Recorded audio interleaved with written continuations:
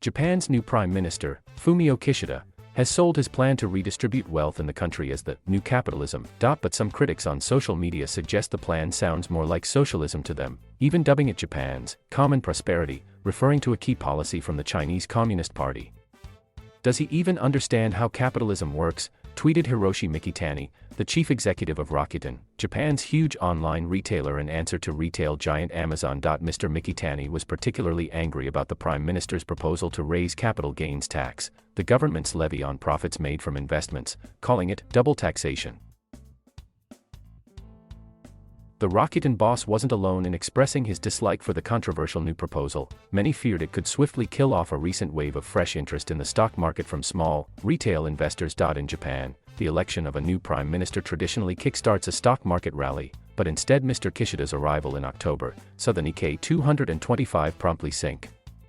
The index fell on 8 consecutive days, a drop that has now been labeled the Kishida shock. In response, Mr. Kishida swiftly backtracked on his CGT proposal, saying that he would instead not seek to change the country's taxes on capital gains and dividends. For now. This embarrassing policy U-turn aside, there is already a distinct contrast between Mr. Kishida's economic policy style and the approach of his predecessors, Yoshihide Suga and Shinzo Abe.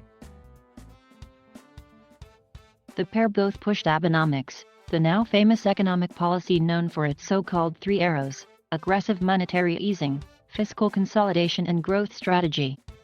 Their aim was to use these three levers to jolt the Japanese economy out of decades of slow to no growth mode. During these two leaders' tenure they had some success. The country's stock market has more than doubled in value. When Mr. Abe became the country's prime minister for the second time in December 2012, the Nikkei 225 was below 10,000 yen. In February this year, it topped 30,000 for the first time since 1990.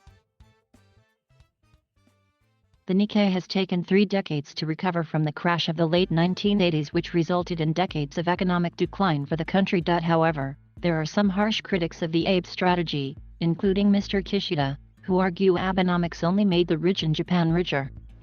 They want to see wealth shared out among the population more widely. Despite all the hype and international attention surrounding Abenomics, ordinary citizens have not felt much benefit from the policy. Some say it's even caused the wealth gap between the rich and poor to widen. One of the reasons people don't feel they have more money in their pockets is because the average salary has hardly grown over the last 3 decades. Average wages in Japan have stagnated versus countries like the US and Germany over the last 3 decades, according to the Organization for Economic Cooperation and Development data. There has been limited progress in productivity metrics too. Japan's gross domestic product per capita, which is a country's economic output per person, has fluctuated, but it is at the same level today as it was in 1994. In his first policy speech in Parliament, Mr. Kishida repeated the word bunpai or distribute 12 times. In comparison, Mr. Abe used saicho or growth 11 times and Mr. Suga said kaikaku or reform 16 times. But there are economists and investors who believe that Mr. Kishida's sharp criticism of Abenomics was just a ploy to win over voters' support ahead of the general election and that there will be no radical changes. I doubt he has fully explained his economic policies. But by looking at who he appointed, Ms. Takaichi is the policy chief and Mr. Amari is the secretary general, it indicates that Abenomics will likely continue under Mr. Kishida, says investor Aya Murakami. Sanai Takaichi was a contender in the ruling party's leadership race, backed by former Prime Minister Shinzo Abe, while Akira Amari was an economy minister under Mr. Abe and one of the architects of Abenomics.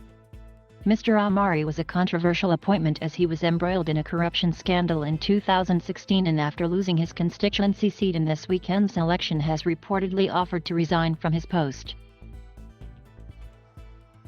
Whether Japan returns to Abenomics or not, now that Mr. Kishida is in office, the most pressing question will be how should he handle growing discontent among Japanese workers. Several listed Japanese companies have posted record profits in recent years, leading to criticism for failing to pass back any of those gains to their hard-working employees with commensurate pay rises.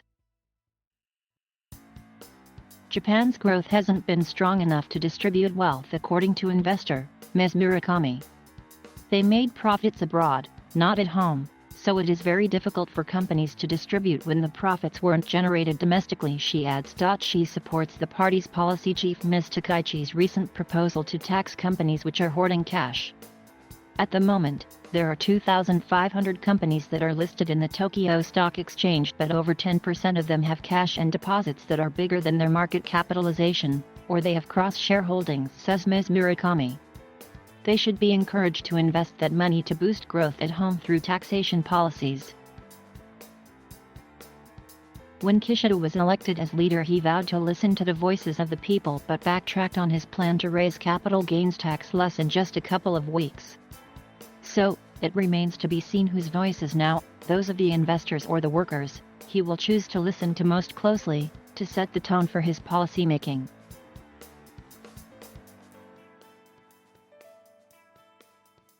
Thank you for watching.